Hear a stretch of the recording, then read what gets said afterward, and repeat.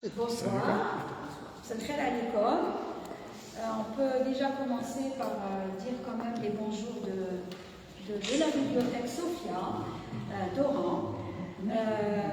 Donc cette activité en collaboration. Voilà, pour ne pas heurter la sensibilité de certains. Non, voilà, on peut dire salam alaikum, on peut dire voilà. J'irai pas plus loin sinon on y passera l'après-midi. Voilà, merci à Selima Edouni et le café culturel du Bel Oran pour cette activité et cette collaboration que nous faisons régulièrement ensemble avec beaucoup d'affection, d'amitié, d'amour et, voilà, et de convivialité. Donc Selima nous propose des conférenciers qu'on reçoit avec grand plaisir et avec honneur parce que voilà, elle nous ramène des pointures comme M. Aziz et d'autres bien sûr. Donc je disais à Mme Nadia Benamar que c'est la première activité culturelle de la bibliothèque Sophia après le Ramadan. C'est vrai que vous avez peut-être remarqué que nous étions un peu absents. La raison, c'est que ça a commencé après le Ramadan un peu de manière ralentie. Nous avions suspendu volontairement les activités du Ramadan parce qu'on s'était dit que la ville d'Oran, dans la ville d'Oran, il y avait plein d'activités le soir. Et donc, nous devons toutes ces activités. Donc, tout ce qui se passait au théâtre, à la salle un peu partout. Et on voulait aussi prendre un petit moment de repos et suivre ce qui se passait ailleurs. Parce qu'on ne peut pas être organisateur et public en même temps. Franchement, j'avais préféré être dans le public que d'être dans l'organisation. C'est aussi la bonne raison. Il n'y avait pas Ramadan Barti après Ramadan? Non. Le Ramadan Barti, c'était avant Ramadan. D'ailleurs, oui, c'était avant Ramadan. Après Ramadan, c'est vraiment la première, la toute première, parce qu'il y a eu le Ramadan, on a eu un petit temps de vacances, et après, on a redémarré juste après l'Eid, et nous, voilà, à un mois presque un mois après l'Eid, et là, on démarre un programme qui va être très riche, et qui démarre par M. Aziz, qui nous vient d'Alger, c'est ça? Vous venez d'Alger. Donc, M. Aziz, j'ai vu votre biographie, donc il est médecin de formation. Et il a été attiré, je crois, dès son enfance par la poésie. J'ai écouté votre émission sur la chaîne 3 avec beaucoup d'intérêt avant-hier. Et j'ai beaucoup appris avec lui, donc j'ai un petit peu suivi ce qu'il va nous dire avant aujourd'hui. Donc, merci Selima pour cette activité. Merci à vous, cher public. Donc, on vous promet un riche programme pour les semaines qui suivent. Donc, on peut déjà annoncer Madame Méry pour le mardi prochain. Nous recevons Madame Méry aussi d'Alger, qui nous parlera du Tassili, qui a sorti un très beau livre sur le Tassili. Magnifique livre. Madame Méry voulait passer à la bibliothèque Sophia déjà il y a 3 ans de cela. Ça, c'est pas fait. Ça va se faire grâce à Selima avec le café culturel. Donc voilà, je tiens à le dire. On a eu aussi, on devait avoir aussi M. Stambouli, Najib, avant-hier. On a dû le suspendre et reporter au 17 mai. M. Stambouli aussi vient en rang grâce à Selima. Voilà, pour le dire. Mais ça se passera au centre Pierre-Place. Voilà, je lance des scoops comme ça. Nous aurons également Mme Feda Endalusia le 12 mai. Nous aurons M. Bendermesh le 24 mai, je pense. Voilà. Je suis en train d'annoncer les gens qui me passent par la tête, mais il y a d'autres programmes.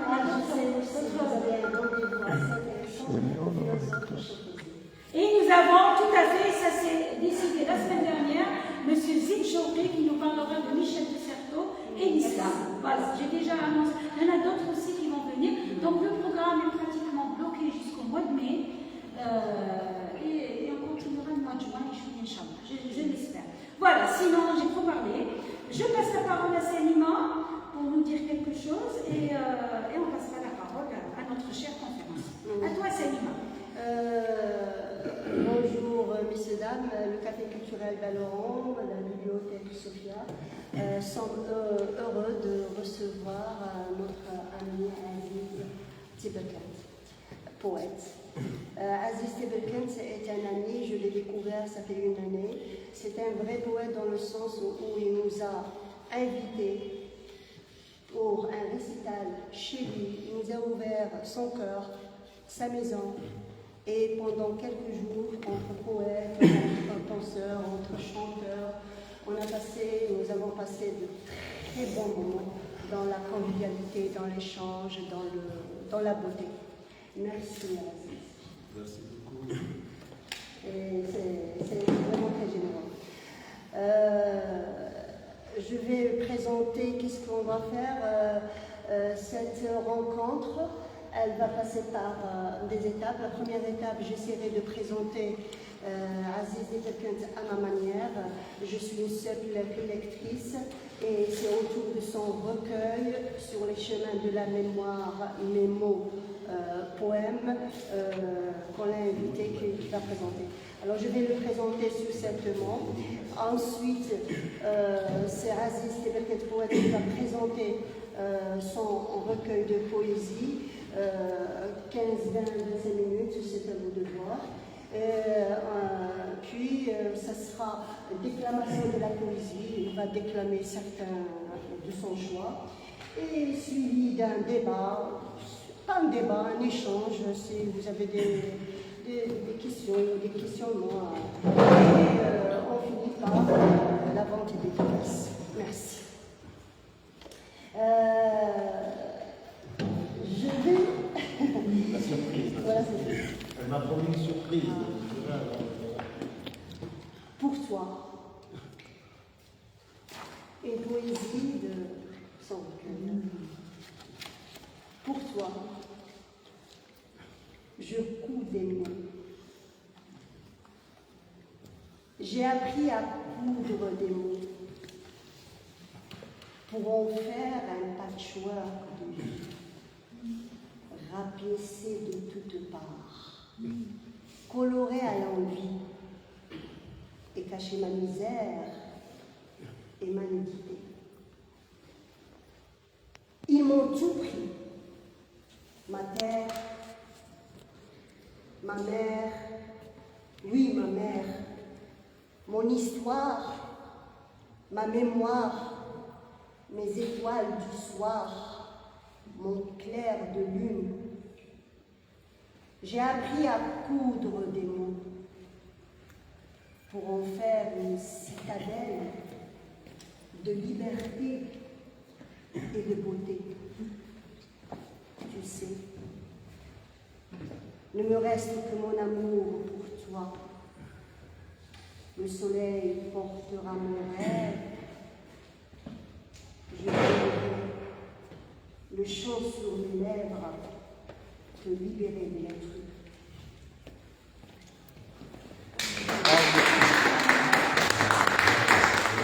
Merci Aziz pour ce beau poème. Et on a tellement d'aussi bons, d'aussi beaux, où vraiment on est émerveillé devant tant de grâce et de force. Aziz Tebelkent a toujours été poète, je crois, depuis son jeunesse, comme a dit mon amie Leïla. À 15 ans déjà, il écrit son premier poème. Et cette poésie était comme un cri de colère quand, devant tant d'injustice, parce qu'il était témoin, il a vu une femme qui courait, qui parlait toute seule pendant la guerre de libération, n'est-ce pas? Et devant cette horreur, il a essayé d'écrire pour partager, pour tendre des passerelles de solidarité.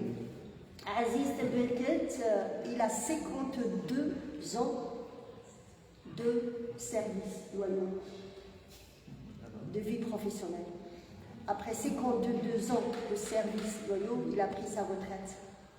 Mais je crois qu'il ne s'est pas retiré. Hein. Il est toujours sur le terrain, oui.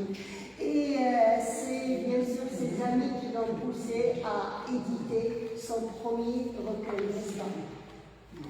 Et il a beaucoup à nous dire, c'est qu'on le sait.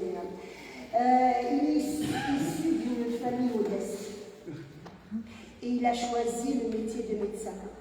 Pour lui, la médecine, c'est un métier social. C'est un métier social dans la mesure où il est au service des démunis, des désemparés. Et il a toujours, durant toute sa vie, aidé l'autre. Il a tendu la main. Médecin du travail, quoi d'autre, il a fait, vous avez été sur le terrain de la tuberculose, il y a beaucoup à dire.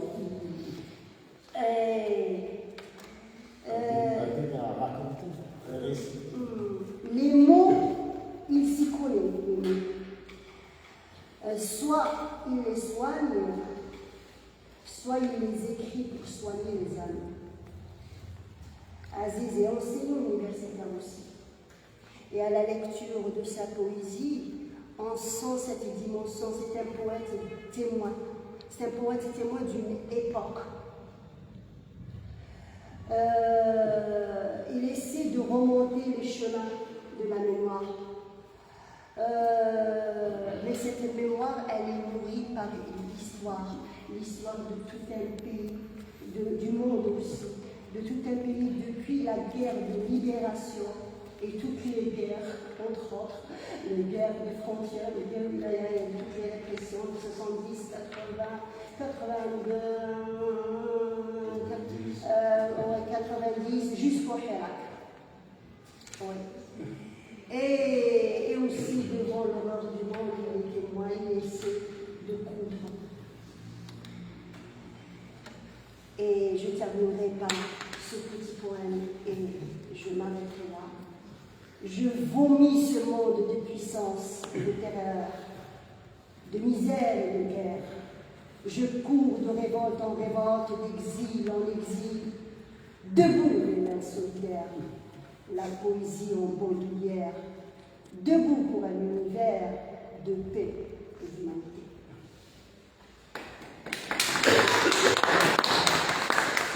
C'est à vous la parole, mon cher.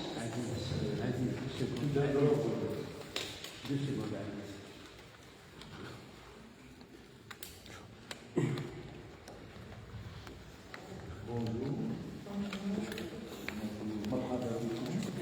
Il vient de changer d'écran, il vient. J'ai tout filmé, il vient. Attendez.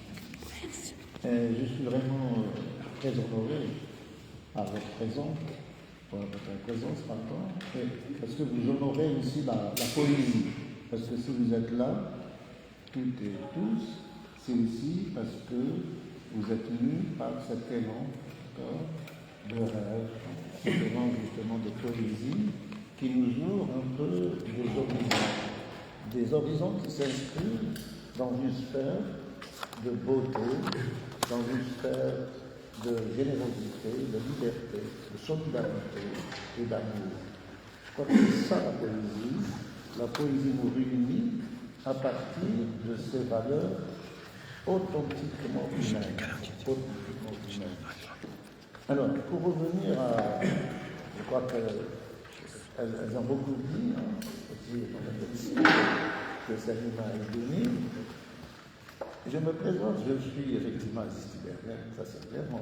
Mon nom est d'origine ancien berbère, d'accord, des montagnes de l'Atlas libyen, d'accord, et mes grands-parents issus de la Grande Kabylie côté voilà, ça c'est. Mais je suis algérois, je suis aussi parisien.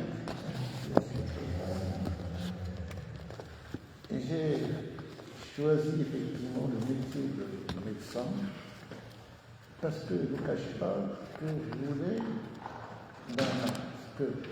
qu'on m'a donné le pays, qu'on m'a donné aussi la libération du pays, m'a donné cette chance d'étudier, de fréquenter l'université et donc d'acquérir un métier voilà, assez social et assez important. Parce que, figurez-vous, parce que là, il faut aussi ne pas oublier la mémoire, c'est aussi notre mémoire de chacun, c'est notre vécu. D'accord ? C'est pour ça que je dis, ce recueil de poésie est aussi, si vous voulez, un peu mon vécu. Ce sont quelques traces quelques traces de ma vie, hein, qui sont restées un peu confus dans ma mémoire. Parce que si je dis que je suis médecin, c'est qu'il faut voir retourner en arrière. Peut-être certainement, peut-être beaucoup d'entre vous n'ont pas connu cette situation. Parce qu'à l'époque, moi pour rentrer à l'école à l'époque, l'école française, hein, il fallait faire la queue 2 ans. Je suis rentré à 8 ans, au lieu de rentrer à 5 ans aussi. Pourquoi? Parce que dans les cités, les quartiers, ce qu'on appelle arabes, indigènes, etc., eh bien, il n'y avait pas tellement d'écoles. Encore, c'était en ville, c'était en Alger. Je ne parle pas des coins perdus de la ville. Et donc, pas assez de classes, pas assez de soucis, donc il faut faire la queue. Hein, pour s'inscrire. Première année, dehors, la classe, deuxième année, la classe, il a fallu vraiment insister pour... donc, ok, je suis rentré comme ça, là, et j'étais un bon élève, pour ne pas dire un très bon élève. Et donc, pour moi, les études se terminaient, ça aussi, je ne sais pas si vous l'avez dit vos parents, c'est-à-dire les meilleurs élèves, ceux qui ont vraiment étudié, etc., arrivaient au CEP, certificat d'études élémentaires, ou primaire, c'est-à-dire la fin de l'école primaire, je ne vais pas appeler ça l'école primaire, parce que c'était vraiment les gens qui ont étudié les algériens, c'était pas nombreux, mais quand ils arrivaient à ce stade, hein, c'était... Donc je ne voyais pas, c'était après que j'ai découvert que finalement, on pouvait continuer, et on pouvait aller au lycée, etc. Donc, je me suis un peu armé sur le plan, bien sûr, comment dirais-je, de l'école, de connaissances, du savoir, pour pouvoir finalement continuer à suivre une étape qui celle qui allait me mener, comment dirais-je, au collège, au lycée, etc. Et sans parler de la grève, comment dirais-je, de l'enseignement des scolaires, etc., pendant la guerre de libération nationale. Donc, arrivé au lycée de Banoué, prestigieux, c'était le grand lycée d'Alger, c'était à l'époque. Eh bien, figurez-vous qu'on était 4, 5 au maximum dans une classe de 35 élèves, ça veut dire 30 élèves, c'était des enfants européens. Et juste quelques, je dirais, je ne sais pas, perdus dans la nature, quelques indigènes qui, je ne sais pas par quel miracle, se sont retrouvés à l'école, enfin au lycée, voilà. Donc, si vous voulez, il faut quand même comprendre finalement d'où on vient, et dans quelles conditions on a mûri, dans quelles conditions finalement on a fécondé sa pensée, on a fécondé, si vous voulez, son activité, on a fécondé aussi sa vision du monde. Ça, c'est très important. Et quand on a fait cette fécondation, effectivement, il y a des mots qui viennent. Il y a des mots, M-O-T, et des mots aussi que l'a vécu, que quelqu'un a vécu.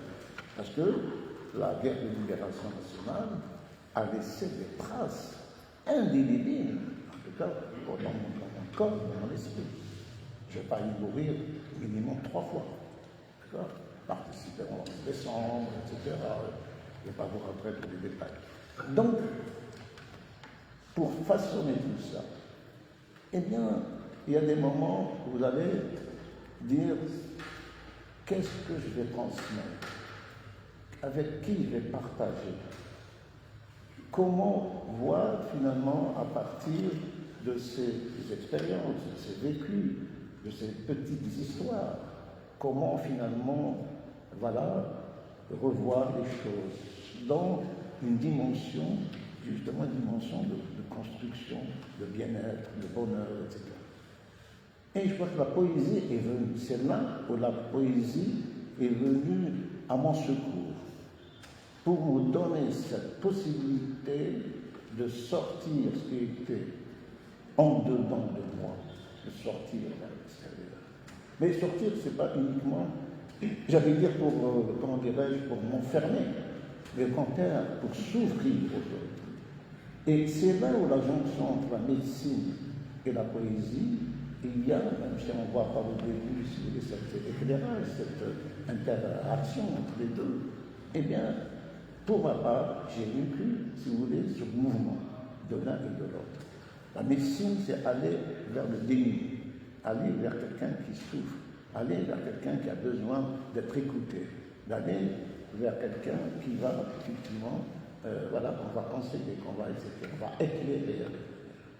Et la poésie, finalement, peut-être elle n'utilise pas les mêmes méthodes, les mêmes processus, mais la poésie aussi nous amène finalement vers l'autre avec des mots, avec des échanges, et surtout vers l'autre avec des mots, mais qui ont une configuration, si vous voulez, esthétique. C'est-à-dire, on va avec des mots magiques, on va avec des élans émotionnels, on va avec une rythmique harmonieuse, on va avec justement des métaphores, des allégories qui construisent, si vous voulez, un rêve. Le rêve, ce n'est pas uniquement pour rester enfermé dans les choses, mais c'est le rêve qui dégage de nouvelles choses, qui dégage un monde dans lequel on peut y accéder. Et accéder comment? Justement, quand le partage devient important, quand les personnes, les populations, les communautés vont déclamer cette poésie à haute voix, eh bien, les voix des uns, mêlées aux voix des autres, vont constituer finalement, vont faire un écho. Et cet écho-là, d'accord, finalement, nous amène à vouloir faire quelque chose de nouveau. Mais de nouveau, pas n'importe comment, mais de nouveau qui permette à chacun et aussi à toutes les collectivités de vivre en leur pluralité, dans la paix, dans l'espoir, dans le bonheur. Et c'est ma poésie. Ma poésie, je la vois de cette manière. Alors c'est pour ça que je suis parti sur les traces de la mémoire qui m'interroge. Et quand je me suis posé ces questions dans ma tête, il y avait des mots, un mot. Ils sont venus comme un torrent, n'est-ce pas? Je n'ai pas dit, voilà, je prends comme un administrateur, je vais prendre une feuille, prendre mon stylo, et je vais commencer, tiens, je vais faire tel plan. Non, pas du tout. Pas du tout. Devant une émotion, un souvenir qui est venu, quelque chose comme ça. Et un torrent de mots, vraiment, qui descend dans ma tête, et qui bouillonne. Et des mots qui font, s'interpréter comme ça. Et donc, mon attitude, c'était mais moi, il faut que je choisisse telle chose, il faut que je construise telle manière, il faut que je dessine telle nuance, tel vert, tel ceci, pour que ça fasse vraiment cette générosité, cette beauté, cet amour dont je parle. Donc je négocie, je discutais avec les mots, qui parfois me jettent des mots à X, à ma figure. C'est pas facile de répondre non. Vous voyez un petit peu ce dialogue intérieur. D'accord? Cette, comment dirais-je, cette chose qui vient vous bousculer. Eh bien, c'est comme ça qu'est née ma poésie. Et le premier, je dirais, la première entrechat, c'est ce qu'a disait tout à l'heure notre ami Salima, c'est que j'ai vu à la Basse-Casbah, juste il y avait un moment de, comment dirais-je, d'une euphorie de l'indépendance. C'est indescriptible. Je ne peux pas décrire. Et d'un autre côté, à Basse-Casbah, je ne sais pas si vous connaissez la rue de Nazo, une femme, d'un âge, comme je dis, c'est-à-dire 40 ans, comme ça, 35, 40 ans, dans un temps indescriptible, c'est-à-dire un temps dramatique, un peu, qui a perdu un peu l'esprit, la conscience, avec deux enfants, donc qui a été. Et ça m'a vraiment frappé. frappé sur le plan émotionnel, sur le plan de ressenti qui a fait tant les trucs. C'est vraiment violent. Et je suis arrivé chez moi, j'étais lycéen à l'époque, j'avais 15 ans, hein. Mais lycéen, j'ai pris mon cahier et c'est là où j'ai écrit mon premier poème. Poème scolaire. Donc je disais que finalement, les mots que j'ai mis dans mon petit cahier de bord sont sortis, si vous voulez, de ces mots, d'accord, de ces mots, de cette femme, c'est-à-dire la femme m'a donné naissance, a donné naissance à ma poésie. C'est comme, de façon peut-être dystocique, c'est comme une femme enceinte qui va finalement, si vous voulez, voilà, accoucher. Donc, voilà, donc il y a eu cette naissance, je dirais, dystocique. Mais il ne fallait pas rester dans cette situation, je dirais, dramatique.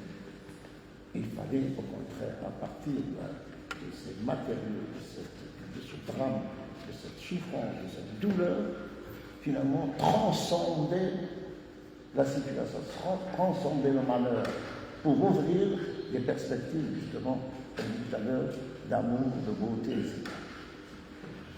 Vous voyez, donc je me suis inscrit dans un parcours de résilience, et d'espoir et de paix. Et c'est ça ma poésie. Donc dans ce recueil, vous trouvez, si vous voulez, ces élans, vous trouvez ces petites histoires, d'accord. Vous trouvez voilà, ces mots dans on peut présenter le recueil. On peut le présenter succinctement, au moins. On présente le recueil pour en parler. Oui. Ouais. Alors, le recueil. Ouais. Le recueil, donc il est composé le titre lui-même, c'est comme je disais, le chemin de la mémoire, les chemins. Pourquoi pas le chemin, les chemins, parce qu'effectivement, c'est cette pluralité, il n'y a pas une pensée unique, il y a des chemins. Et effectivement, chacun de nous vit quelque chose. Il le vit à sa manière, avec son attitude d'émotion, etc., de son histoire propre. Donc c'est pour ça que le chemin, c'est dans ce mouvement pluriel qui a effectivement inondé finalement l'histoire, pas grande histoire, pas de petite histoire, ce qu'on appelle la petite histoire. Donc ce recueil est composé finalement de deux morceaux, c'est-à-dire de deux parties. Une partie, mes mots et mes mots. J'ai un peu tout à l'heure défini un peu cette interaction, etc. Et la deuxième partie, justement, c'est mémoire et histoire. Donc ce sont les différentes si vous voulez, vécus sur le plan de la mémoire. Ça, c'est alors chaque partie, ça c'est moi qui ai voulu comme ça, chaque partie, si vous voulez, j'ai écrit une espèce d'introduction. D'accord. Donc avant de pénétrer les différents poèmes qui traitent par exemple du sujet, j'ai écrit une introduction. Donc j'ai trouvé l'introduction des mots et mes mots. Et j'ai écrit dans la deuxième partie aussi une autre introduction. Et chaque partie, j'ai fait appel à des poètes ou à des philosophes, des poètes, etc., de citations. Par exemple, Khalil Gibran, par exemple, Anna Grippi, par exemple, notre Katia Yassine, pour un peu nous dire, c'est-à-dire qui colle avec ce que j'ai ressenti, ou avec la petite histoire que l'on vécu.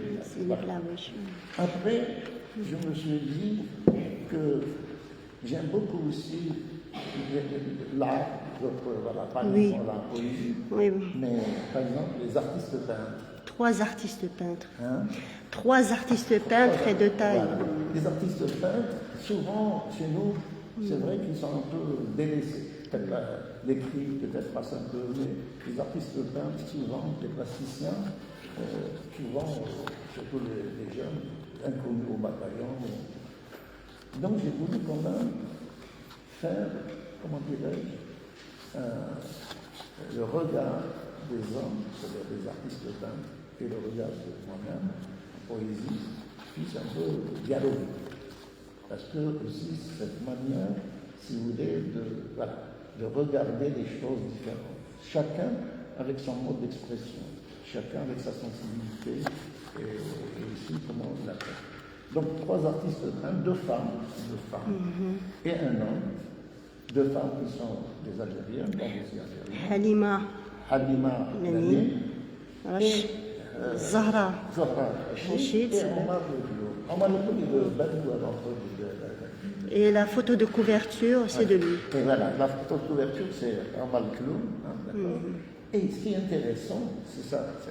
Ce qui est intéressant, c'est que les 3 peintres, ils ont des visions artistiques, c'est-à-dire culturelles, complètement opposées. De l'abstrait à la vision de portrait qui porte des douleurs, qui porte une violence. Par exemple, si vous voyez Halima Nani, c'est très fort. Si je vous montre Halima Nani, vous allez voir. Les yeux. Regardez. Je suis né d'un soleil amer. Je suis né d'un soleil amer. Et regardez ce qu'elle fait. Et des yeux qui ne se ferment jamais. C'est comme s'ils ont vu quelque chose d'horrible et elles n'arrivent pas à les... Et donc, pour vous dire, contrairement à l'abstraction, si vous voulez, qui est faite, par exemple, le message, sur les mots, il y a le message. Ça, c'est Zohar Hachim. Vous voyez, et vous avez, qui lui compose toutes les couleurs, c'est Omar Lecoulou, par exemple. Donc, vous voyez, moi, j'ai trouvé ça génial, pas pour moi, je ne veux pas dire qu'il faut partager.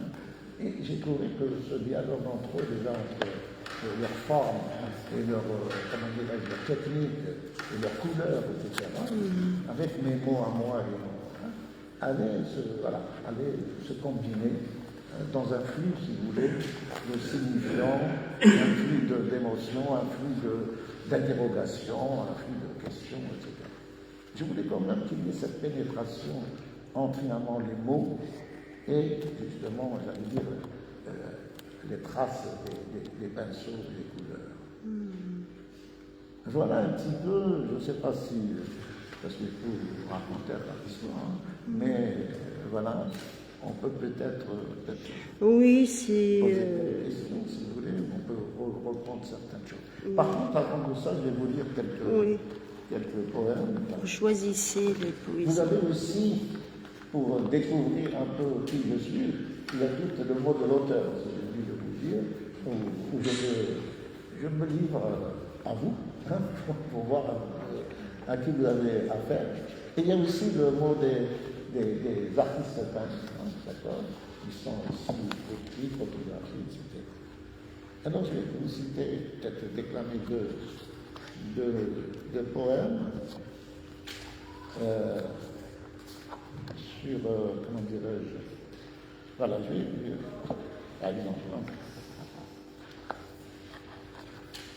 j'ai mis sur les mots, par exemple, je dis ainsi, j'ai écrit des mots, parce qu'après j'ai ainsi, après écrit des mots, j'ai ainsi. Écrire des mots, écrire la magie des mots, la magie des images, du regard de l'histoire, de l'amour et de la mémoire. Les mots, métaphores lointaines, puisent dans le cinacle des mythes arabesques, entrelacés infinis, déroulent le chemin des hommes, le parcours de l'humanité. Les mots, pyramide, logique, magique, émotions profondes, vivent de souffrance, de beauté et de poésie. Les mots, corps, frêle, fluide, fuyant, furtif, métamorphose intelligible du symbole et du signe. Guide mes pas dans mon histoire millénaire, dans les interstices des pierres et du papyrus. Les mots signes, égarés, gravés dans la mémoire, dans les ténèbres, dans les lumières, astres filons des civilisations éphémères, auréole auguste des sages et des mages, nourrissent rêves et songes dans ma pensée vagabonde. Les mots m'invitent, spectacle hallucinant et sidéral, ils sont lumière, chant et oracle. Les mots se dérobent sous le corps pesant des âges. Interrogateurs, les mots questionnent chacun de mes pas, chacun de mes doutes, chacune de mes certitudes. Le mot liberté s'accroche indélébile à mon rêve de vérité.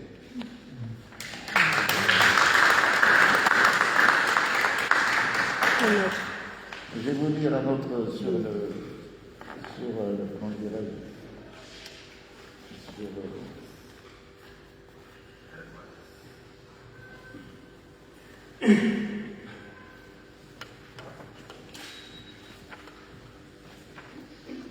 voilà, je vais vous dire, je suis né, dans celui dont je vous ai parlé, je suis né du soleil en mer.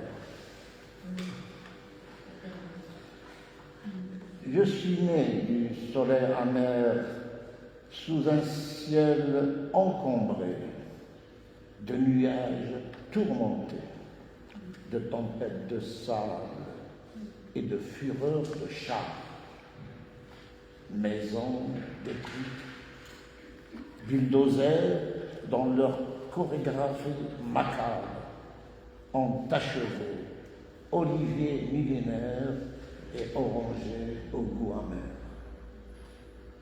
Seul, un mur, debout, fier et rebelle, subsiste et résiste contre les fantômes du ciel dans un village fantôme. Les fantômes du ciel, ce sont les arbres. Miroir et mémoire de l'histoire ensevelis dans les entrailles des cimetières de l'oubli, avec le regard de silence, témoigne de cette tragédie humaine. Terre usurpée, terre devenue sans nom, vérité assassinée. Le mensonge est accroché avec haine sur les bannières des armes arrogantes et fières. Terre dévastée, terre devenue nue, chauve, jadis et humble, paisible et fraternelle. Balles tirées dans le dos des victimes trouveront un jour la voix qui chante le martyr. Je suis né, je renaîtrai des racines profondes qui ont épousé la terre. Je suis né, je renaîtrai de l'esprit ancestral des pères, de la tendresse des mères, de la sève des oliviers millénaires. Les nuits, la lune illumine mes rêves, éclaire mes songes, les étoiles me tracent le chemin du retour. Le sel de la mer me caresse de sa fraîcheur. Le soleil m'ouvre la voie des lumières. Oui, je reviendrai sans haine, ni violence, ni mensonge. Un jour, un soleil dans chaque main, bâtir un nouveau monde.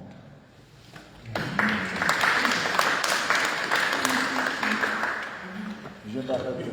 Et ça fait aussi, je ne vous cache pas qu'il y a des poèmes qui sont partis de l'histoire ancienne, d'accord, mais qui font écho avec l'histoire d'aujourd'hui, non pas d'ici. Donc il y a beaucoup de choses de va-et-vient comme ça. Donc l'histoire, notre histoire. Oui, l'histoire. le monde. Voilà, je suis à votre écoute. Merci, Aziz. Merci beaucoup, merci pour cette beauté et ces choses qui sont très profondes et voilà, qui font chaud au cœur et qui touchent énormément. Voilà, et je pense qu'ils sont valables pour toutes les époques, pas seulement dans la vôtre où vous étiez dans votre enfance ou votre adolescence, mais valables aussi encore aujourd'hui et dans l'avenir. Voilà. Ben voilà, écoutez, cher public, à vous la parole. Ouais. Oui, on est dans l'échange. Si vous avez quelque chose à dire. Vous n'êtes pas obligé de poser des questions, mais vous pouvez aussi échanger. Des émotions, autour des de la ressentis. thématique.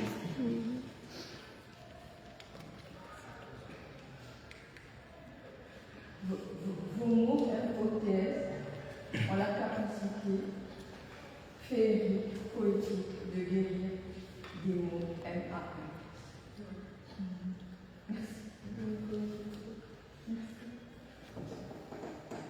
Moi, je pense que la poésie d'Aziz,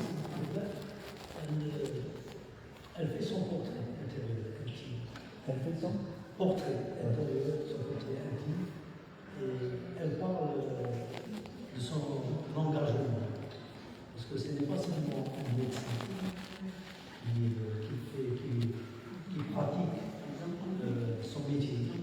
Il est au-delà. Je dis, je reprends un peu. La poésie de Aziz, elle lui ressemble. Elle fait son portrait intime, intérieur. Elle parle de son engagement. Parce que Aziz, c'est un médecin.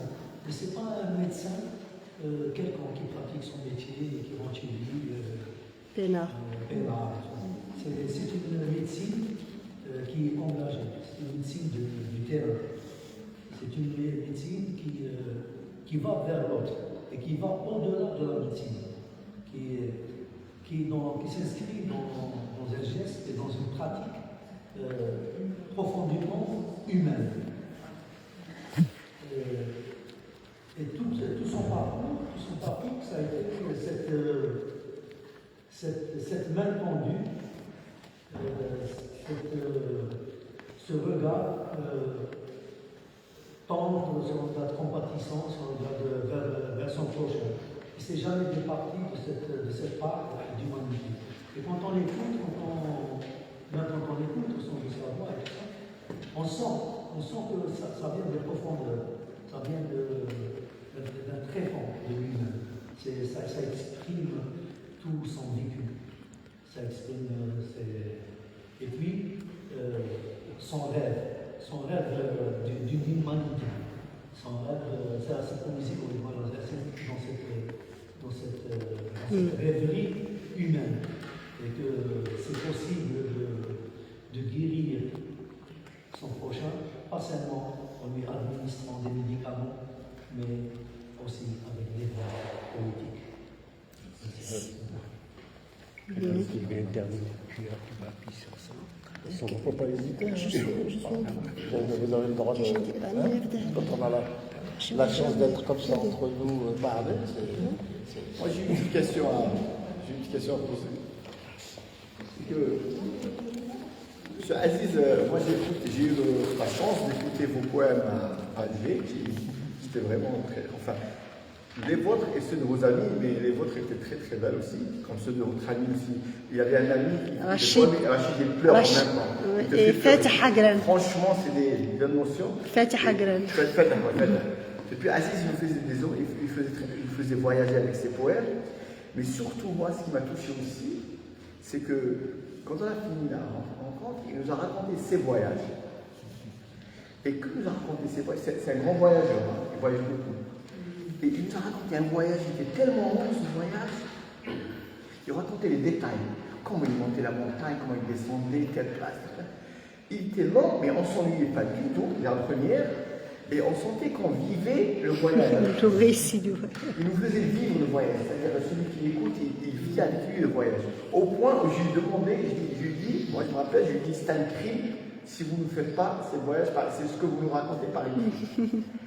Donc, le plaisir qu'on sentait dans ce récit, moi je voudrais poser une question. Est-ce que vous, quand vous écrivez les poèmes que vous avez écrits pendant l'indépendance, est-ce que quand vous les relisez, est-ce que vous ressentez les mêmes sentiments que vous nous avez fait sentir quand... C'est-à-dire, est-ce que ça vous revient? Vous sentez que ça revient, les sentiments? En lisant, je reviens. Je le sens. En lisant, pas tous les passages qui sont vraiment, je les relis, j'ai des images, Si vous... j'ai des décors, j'ai des personnes comme vous devant moi. C'est toujours aussi fort. Ça fait revivre. Si nous qui sommes prêts, par exemple, on a vécu les voyages que vous avez faits, alors comment vous avez vécu ça, c'est sûr?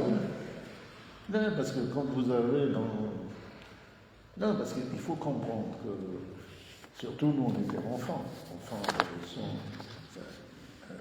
vous ne pouvez pas oublier. La marche de mon... Par exemple, j'ai ma tante ici. Quand vous êtes chez vous, dans votre maison, et qu'à 3 h du matin, des paras, des bérets rouges débarquent, vous, à l'époque, vous savez, les enfants, on dormait les uns à côté des autres. Ils débarquent à 2 h, 3 h du matin. Des gaillards qui font 10, 15 personnes qui tombent comme ça. Le pistolet, moi, il était branché comme ça. Vous êtes enfant, vous êtes peut-être, vous rêvez, je ne sais pas quoi, vous ouvrez les yeux. Je peux vous raconter la chose. Il y a aussi ce poème du 11 décembre. Comment dirais-je? Eh bien, ça, c'est des choses que vous ne pouvez pas oublier. Quand on vous tire dessus, à la rue Jamadeo, si vous connaissez la Casbah, Jamadeo, et il y avait un groupe de Haki. Un groupe de Haki s'appelle le groupe de Serjan, ça veut dire Serjan Belgassi. Serjan Belgassi. Il y a eu un attentat. Ils ont barré la rue. Vous avez la rue Lanir et la rue Rondon-Allée, c'est-à-dire le Jamadeo. Ils sont mis en position, ils ont commencé à tirer sur la foule de la Jamadeo, c'est là. Et les balles qui défilent, moi je parle.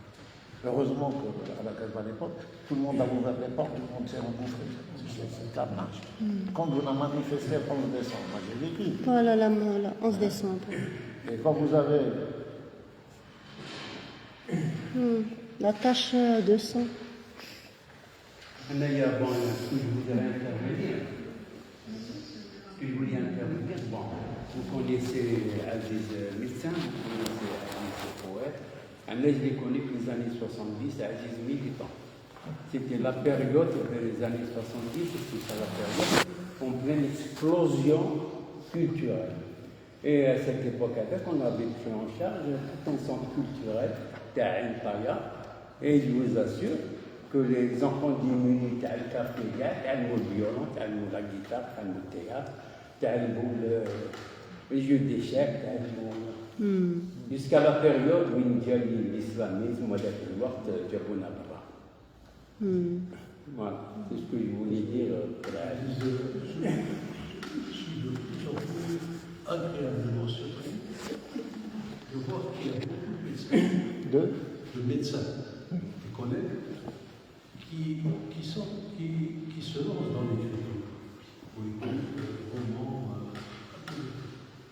ça, je pense que ça contribue à humaniser la médecine. Moi, personnellement, je découvre de plus en plus de gens qui s'intéressent à l'écriture. Alors, la médecine, moi, j'ai toujours considéré que c'est une science humaine et non pas une science. Donc ça, mais elle refuse toujours depuis des siècles à retrouver sa place dans l'espace de la connaissance. Aziz, moi je vais te poser une question, je ne vais pas aller c'est très simple. Est-ce qu'il t'arrive de pleurer en écrivant ou en lisant? Oui, il allait pleurer là, déjà. Contre les seuils, c'est l'émotion. Je voulais dire que je le connais depuis dans les 60. Et donc, ce que je suis extrêmement spontané, c'est un écorché. Donc, il réagit. Il réagit à tout ce qui le touche. Et il réagit d'une manière très forte. Nous, je me rappelle que chaque fois qu'on se rencontrait, il terminait par une poésie. Donc, on se rencontre à 5, 6 et plus. Il ne termine pas la soirée sans faire une poésie pour reprendre l'ambiance de cette soirée. Donc, s'il avait à écrire, il ferait des dictionnaires, des livres entiers. Cet ouvrage ne suffirait pas. Ouais. C'est un écorché, il est spontané, il est sincère. Alors, ce qui le caractérise, une sincérité et une spontanéité totale. Oui, c'est vrai. On l'a connu aussi dans le mouvement étudiant. Il a joué un très grand rôle parce qu'il apportait un plus. Il n'avait pas des prises a priori, il était entier et il réagissait par rapport à ce qu'il voyait, ce qu'il ressentait. Et il nous a beaucoup donné, on est responsable, on est resté bien après. Donc voilà comment je le dis, un écorché, un sensible, il ne triche pas. Donc il ne triche pas, il n'a jamais triché, il ne trichera pas à la vie. C'est un rayon de soleil. On ne peut pas tricher, on l'a connaît. On ne peut pas. Non, mais comment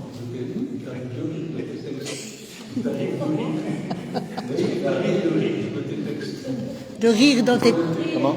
Est-ce qu'il t'arrive de rire dans tes textes? Non, mais il faut s'entendre. Non, je n'écris pas.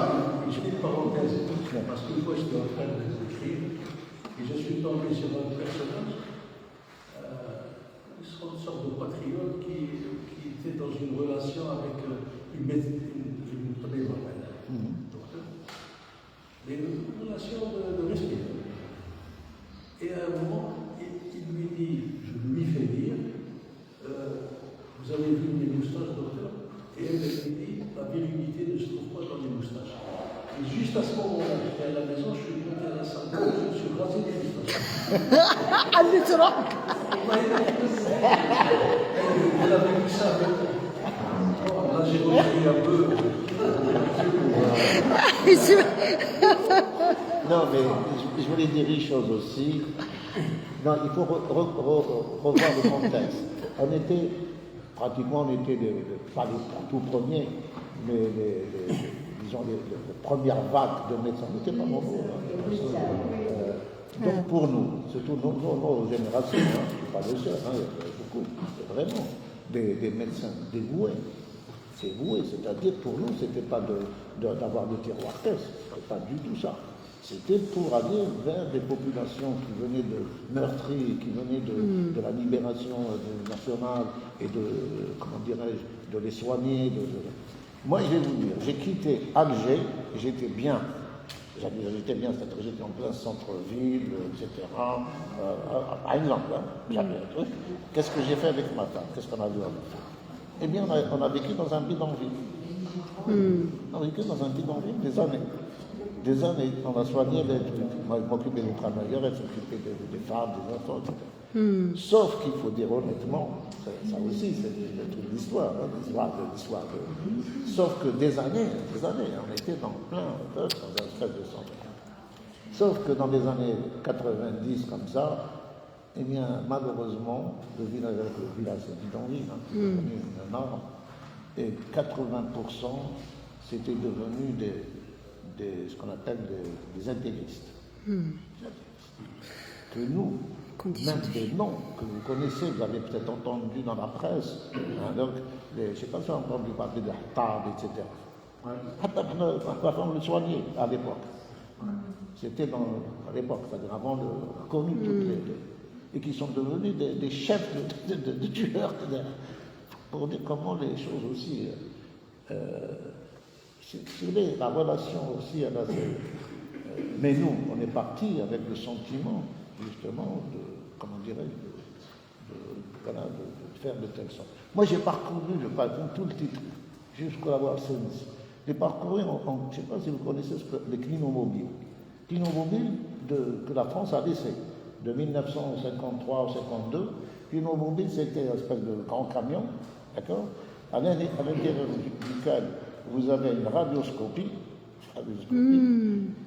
On mettait la radioscopie pour ne pas être complètement bousillé par les rayons.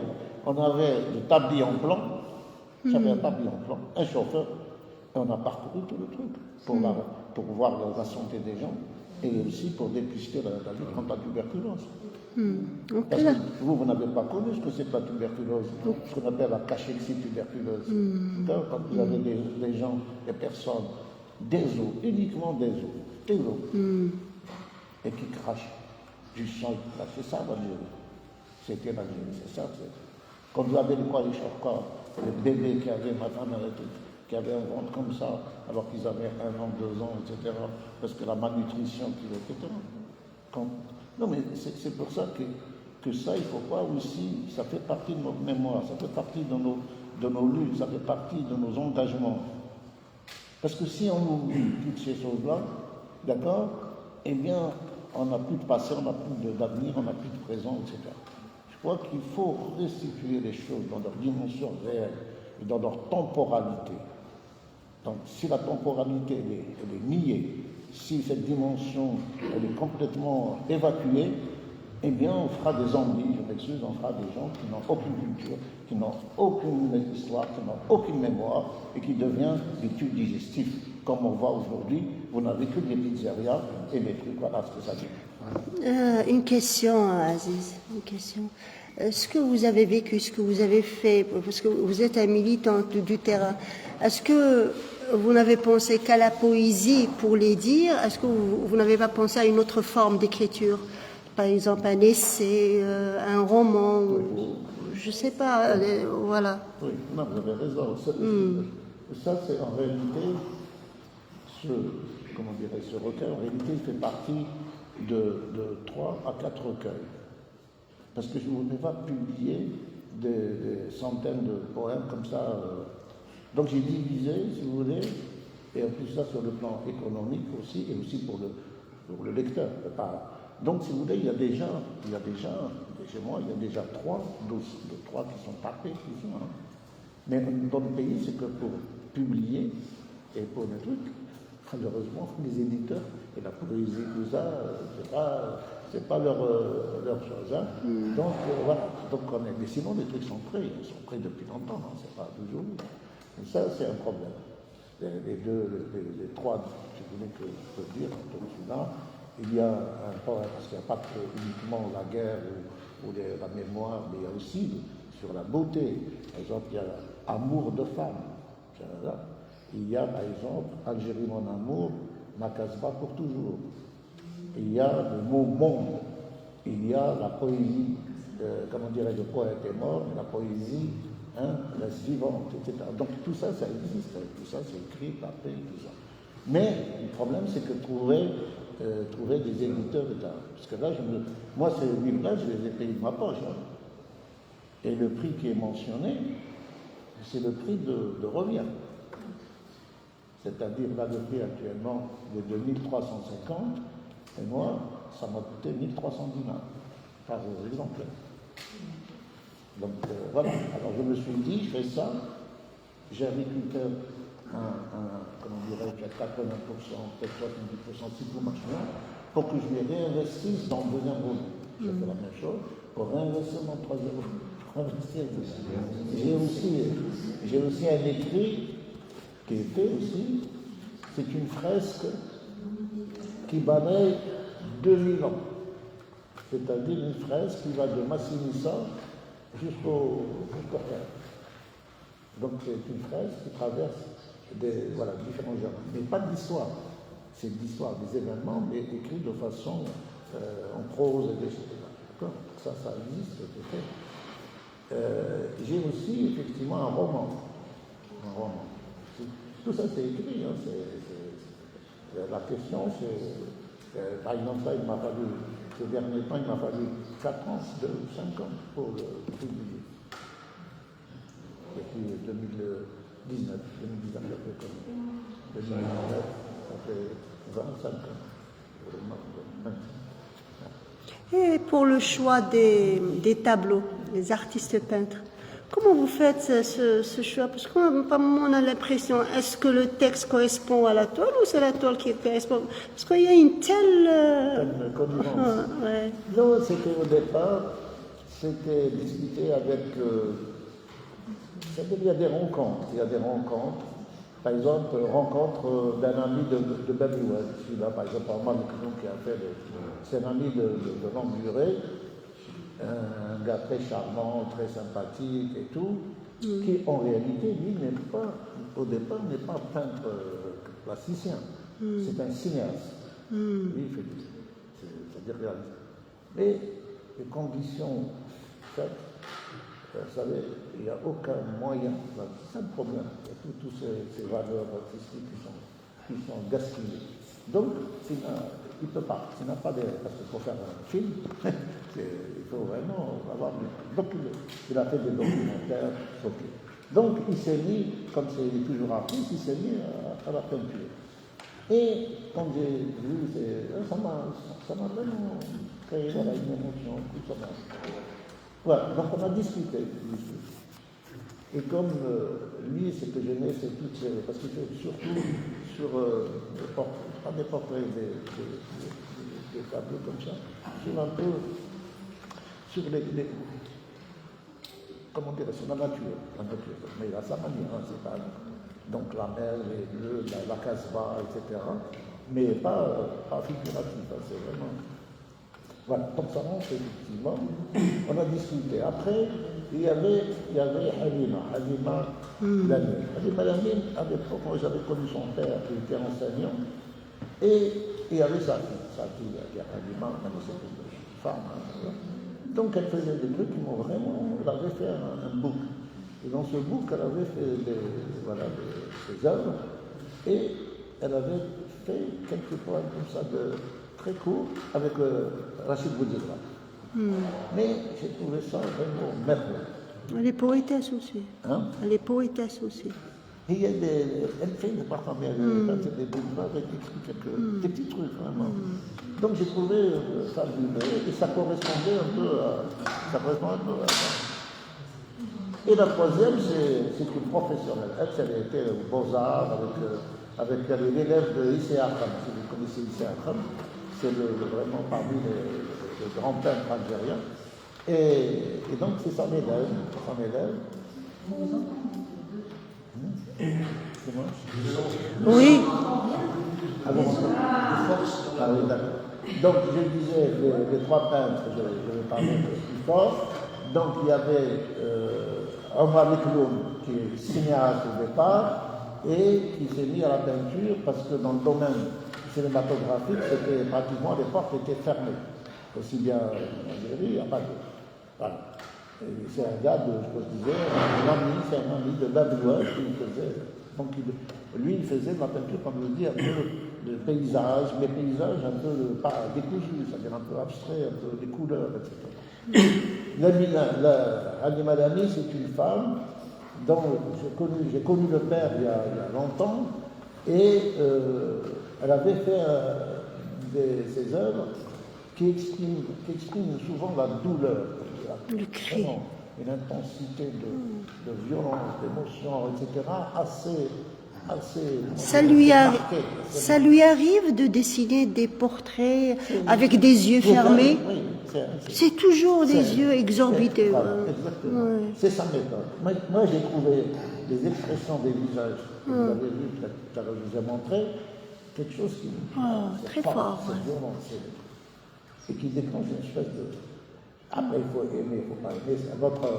Et il y a Hachid, il y avait une ancienne femme peintre, professionnellement parlant, et qui fait, elle est plus dans l'abstraction, mais qui interroge finalement les symboles historiques culturels, berbères par exemple, l'Ibzad, etc. Donc c'est une... voilà. Donc les écrits que j'ai faits, ça ne les a pas faits. Donc quand j'ai vu leurs œuvres, j'ai étudié comme ça, etc., ça me paraissait qu'elles dialoguaient avec ma poésie. Voilà. Et donc, je les ai invités cette fois-ci à dialoguer réellement dans le Très bouquin. beau choix, un très beau choix. Dans le bouquin. Il y a comme un dialogue. Et je vais vous dire une chose. Par exemple, regardez, les choses parfois elles sont un peu, comment dirais-je, des rencontres. J'avais un ami, cette fois-ci il n'est pas algérien, un ami français. Un français, il parle et il discute. Vous savez comment j'ai fonctionné avant la publication. Comme ça, j'écrivais, comme je disais, des poèmes et je les envoyais à des amis. La femme. C'était comme ça, je n'avais pas d'intention. Cet ami-là, effectivement, il recevait de temps en temps ma poésie. Et quand il a commencé à faire, par exemple, faire la sculpture, il m'écrit: Aziz, j'ai besoin de toi. Je voudrais que tu regardes ma sculpture et que tu émets ta émotion face à cette sculpture. Et donc, moi, je m'amusais, ça intellectuellement, enfin, culturellement. Effectivement, j'ai vu, il y a des choses. Je lui ai écrit. Ah, ça vient. Il m'envoie encore une autre sculpture. Et donc là, on est sur au moins une dizaine de sculptures. Là, en train de dialoguer. De dialoguer. À Dénoncel, maintenant, il va faire une exposition. Et dans l'exposition, en France, moi c'est libre cours, tu te débrouilles, tu fais ce que tu veux. Il va faire une exposition avec ses sculptures, chaque sculpture. Avec une poésie. Une sculpture qui parle. Ah oui, Hakim, une autre. Et c'est des échanges, moi je trouve que ce sont des échanges fabuleux. C'est-à-dire ces rencontres et ce dialogue, chacun avec ses mots, avec mes mots, lui avec sa sculpture. Une autre question, Aziz? Une autre question? Oui, Hakim. Aziz, Albert Camus a dit un jour, il y a un temps pour Albert Camus, il a dit un Il faut jour, parler un peu fort parce que les gens ne pas très bien. il a dit un jour Albert Camus, il y a un temps pour vivre, il y a un temps pour écrire. Il y a une dame qui tient cette bibliothèque avec Lila, elle s'appelle comment la dame? Madame Mercel m'a dit une fois qu'en 70, 71, 72, elle vivait à Alger, exactement à Climat de France. Elle m'a dit à cette période-là, jusqu'en 1972, il y a des gens qui avaient faim. Ok? Vous avez vécu une expérience de médecin après la guerre extraordinaire. Est-ce que vous n'avez pas le projet de vous faire une mémoire de médecin un jour? Merci. Mémoire, voilà, c'est la forme d'écriture. Non, mais là, je n'ai pas parlé de tous les projets. Non, mais tout ça, c'est façonné comme ça. C'est-à-dire, ça, c'est pas la même chose. C'est pas la même chose. Il ne faut pas mélanger. Il faut pas. Je vais vous expliquer. Les écrits sur le plan professionnel, selon moi, j'en ai des tonnes. Enfin, des tonnes bien sûr. Il faut comprendre que d'abord, j'ai enseigné à l'université, aussi bien à Alger et même à Orange. J'ai madame, elle est là, elle peut témoigner. Je ne sais pas ce qu'elle va dire, mais donc j'aimais communiquer surtout, j'aimais transmettre. Et effectivement, comme j'ai enseigné, encadré tout ce que tu veux, en Alger, à Constantine, à Paris, à Oran, etc. Et j'ai enseigné à la faculté de médecine de Paris. Et j'ai encadré des mémoires, d'accord. Et j'étais expert. Comment on peut appeler ça? Expert de la santé la santé, ce qu'on appelle environnementale du travail, dans toute la France, en Algérie. Ergonome aussi. C'est toute la zone industrielle. On va partir à l'Hadjar, on va partir dans les... et j'ai effectivement bénéficié d'une expertise officielle, c'est-à-dire qui est admise par les syndicats, pas uniquement par le patronat et les syndicats ouvriers. Donc, parce que je suis expert aussi dans ce qu'on appelle l'analyse du travail, dans ce qu'on appelle la physiologie du travail, et expert en ergonomie.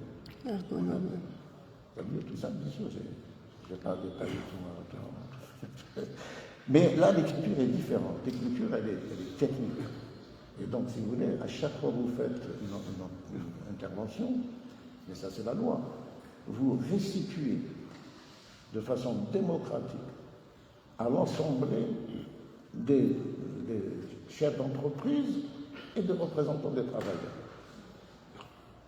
Et donc, après avoir étudié la situation de travail, après avoir discuté avec les concernés, il faut avoir étudié tous les documents, après avoir étudié toute la réglementation. Et donc, vous écrivez, en général, j'écris un rapport de 100 pages, 150 pages. Et que je restitue pour le valider, pour le débattre, etc. Non, mais il ne parlait pas de ça, Hakim. C'est-à-dire, là, vous êtes le poète. Et vous parlez aussi du côté technique, professionnel, il faut des rapports. Mais là, on parle d'un mémoire d'un médecin. C'est le vécu. Voilà. Donc, dans le spectre, effectivement, il y a... Non, pardon, je termine. Dans le projet, il y a finalement sur la santé. Il y a un projet sur la santé qui concerne dans mon domaine, oui. Mais là, je parle de ce que vous dites. J'ai fait déjà, ici en Algérie, invité, j'ai fait 2 communications, il n'y a pas longtemps, une à Constantine, une à Sétif, sur ce que j'ai appelé justement, comment dirais-je, expérience d'ici et de là-bas. J'ai pris des situations de travail vécues en Algérie, d'accord, et en France. Et j'ai vu comment les acteurs, comment cette vie, cette structure, comment elle a été appréhendée et comment elle s'est perdue. J'ai parlé aussi de ce qu'on appelle des personnes qui alertent. Ah oui, mais là, dans mon projet, c'est d'écrire, comme vous dites, comment dirais-je, social. Un book sur l'expérience. Sur l'expérience de la santé au travail. Dites, Monsieur Aziz, il y a la dame, vous lui faites une petite dédicace et on termine parce que c'est juste pour la dame. Hein. Oui. Qui veut partir? Chinti?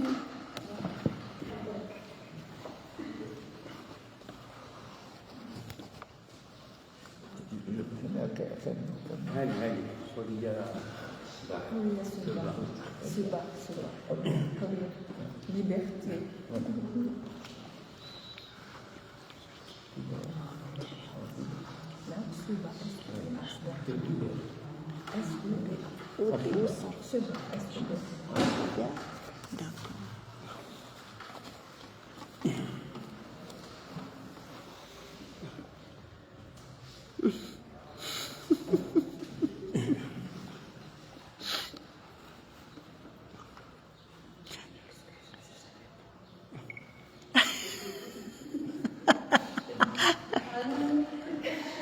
Je savais pas juger, tu m'excuses. Je veux pas savoir.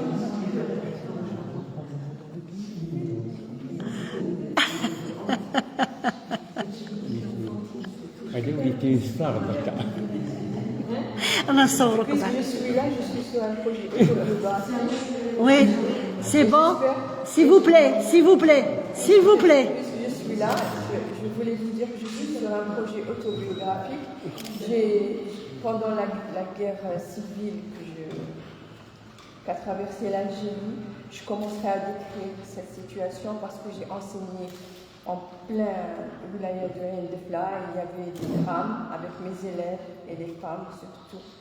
Et puis je raconte un peu mon quartier Bab-el-Oued et mon Alger à moi où je suis musulmane. Et c'est pour bientôt? Il a tout. Mon quartier.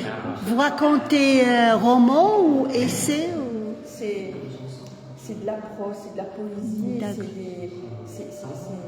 sais pas encore, je ne peux pas. Celui qui veut me découvrir mon écriture, il y a juste une histoire qui a été publiée un peu partout, même en France, c'est La femme nue de Ouria. C'est une histoire j'ai enseigné à un Defla et dans un champ de blé, il y a une femme qui est sortie d'un seul coup, elle était à poil complètement, la trentaine, parce qu'elle a été abusée Violée. sexuellement, violée durant. Et elle a perdu sa tête, l'armée est venue. Et là, j'ai connu avec les élèves qui habitaient les villages et tout, qui m'ont raconté sa vie. Et moi, j'ai essayé de la reconstituer et elle est accessible. On attend. Le book est accessible. Pour le moment, non. Mais l'histoire, c'est... Rappelez-nous votre nom, Halima. Ce Bahoya, mais sur Facebook, c'est Ouya Shakib. Shakib, c'est un élève de terminale. Ouya Shakib, c'est un élève de terminale. Je m'excuse, peut-être je vais affronter mon mari en pleurant. Qui a été égorgé parce qu'il ne voulait pas partir avec eux. Et on l'a caché, mais ils ont fini par le rattraper. À quelques jours du bac, ils l'ont écorché, ils l'ont coupé en pièces. Jusqu'à présent, on parle. Shakib, je l'ai collé à moi. Moi, je suis Souhouya Seba, Madame Lahma, Souhouya Seba, mon nom. Mais je m'appelle Souhouya Shakib. C'est bon, parlez, c'est bon. Shakib, c'est...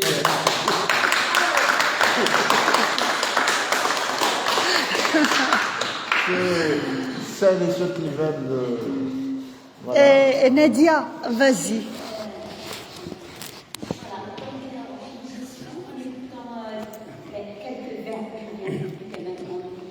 Il me semble lire Jaoul, il me semble lire Jamal Armani, il me semble lire donc je sais pas, moi je pense que tous les enfants de la mer, ils vont lire le même presque, le même style de poésie, les mêmes mots, c'est-à-dire quelque chose de très fort. Dans votre poésie, il y a beaucoup d'âme, il y a de l'âme, et puis c'est très puissant. Il y a la puissance du cœur dedans, ensemble, il y a vraiment une grande puissance, une grande profondeur là. Donc il y a de l'émotion. Donc c'est un petit peu, c'est la guerre qui nous a un petit peu, comment dire,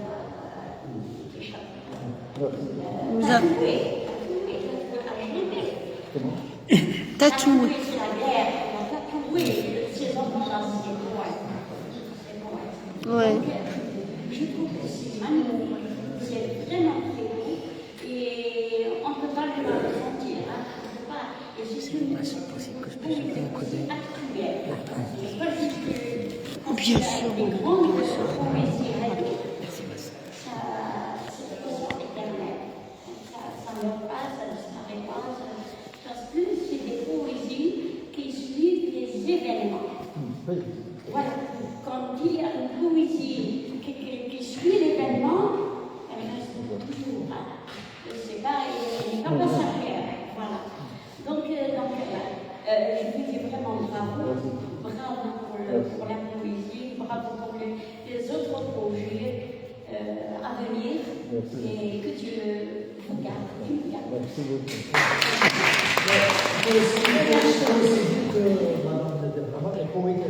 Poétesse. Oui. Et elle a traduit un ouvrage. Merci beaucoup, en tout cas, heureux de faire votre connaissance et aussi de partager avec vous. J'espère qu'on aura l'occasion de... J'ai trouvé aussi que c'est vraiment très très bien ces illustrations-là des tableaux. Donc votre poésie déjà est un tableau. Donc, Oui, bien ce dialogue. Ouais. Bravo aussi. Non, au début, j'avais une ambition sur le fond. Je voulais faire au début, j'étais complètement un peu fou. Je voulais faire un livre bas, avec vraiment le plus gros, avec de l'arabe, cartonné, etc. Et après, j'ai compris que C'est pas comme ça qu'il faut agir. Et tous des amis qui m'ont dit, attends, non, c'est pas comme ça. Il faut aller mollo, déjà là. Et c'est vrai. Donc c'est comme ça. Donc on essaie d'injecter par des petites doses, homéopathie, des petites gouttes, comme ça, petit à petit les choses avancent. Parce qu'en Algérie, il faut semer. Il faut semer pour récolter peut-être dans 20 ans, 30 ans ou 50 ans. On est en Algérie parce que dans d'autres pays, vous vous rappelez des grands romans de 3 ans. Il y avait, je ne sais pas si vous connaissez, il y a un ami, artiste peintre, qui est un peu très original. Et ça vous dit Mustafa Boupadji? Oui. Hein? Mustafa Boupadji. Lui, il est artiste, il utilise toutes les revues, les belles revues, Paris Image, en France. La récupération. Il fait la récup, et il fait des tableaux, des portraits. Et lui, ses portraits, soit des personnages qui ont marqué l'histoire. Par exemple, vous avez des portraits des femmes algériennes qui ont été martyrs, qui ont lutté pendant la guerre de libération. Vous avez Frantz Fanon, vous avez, etc. Vous avez des hommes, des chanteurs, des musiciens, etc. Et il fait des choses formidables. Et il a fait un bouquin, et qui fait dans les 50 cm. Et puis, quand même, c'est très beau, très beau. Mais vous n'avez pas moins de 60 000 €. Donc, c'est vrai que ça dépend. Oui.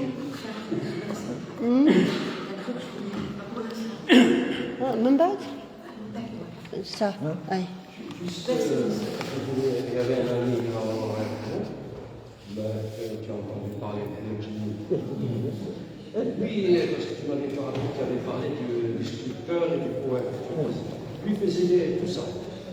Il faisait des tentatives de sculpture et puis il a ajouté un poème à côté.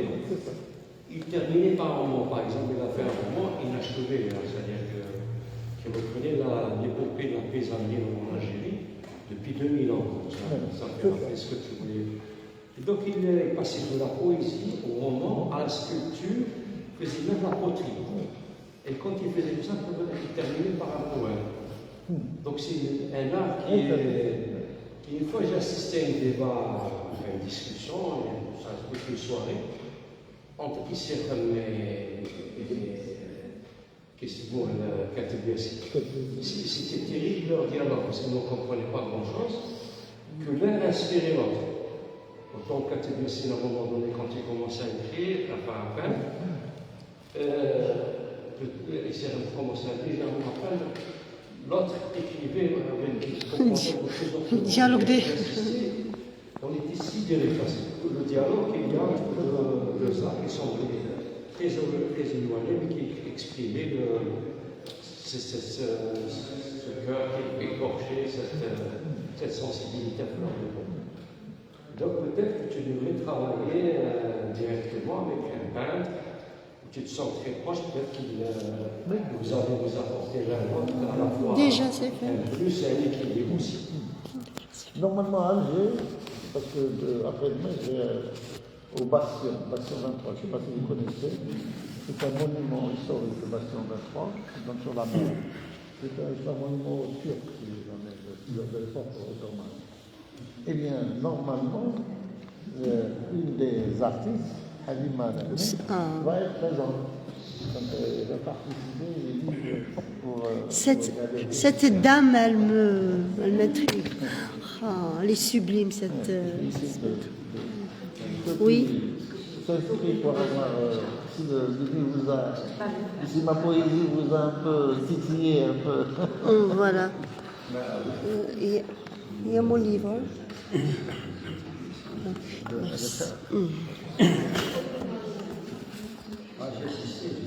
Voilà.